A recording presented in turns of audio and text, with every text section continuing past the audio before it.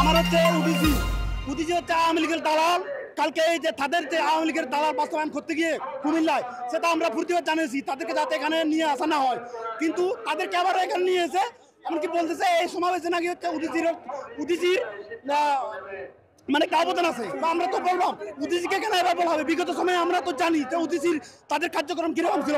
এখন হচ্ছে যুব ইউনিয়নের একজন আমাকে এখানে বাড়ি মারছে, আমি মাঝখানে ছিলাম যাতে গেঞ্জাম না হয়, আমি মাঝখানে ছিলাম, কিন্তু উদিসির এই যে লালগঞ্জি ফুরিতে যুব ইউনিয়নের আমাকে একজন হচ্ছে এখানে হচ্ছে বাড়ি মারছে।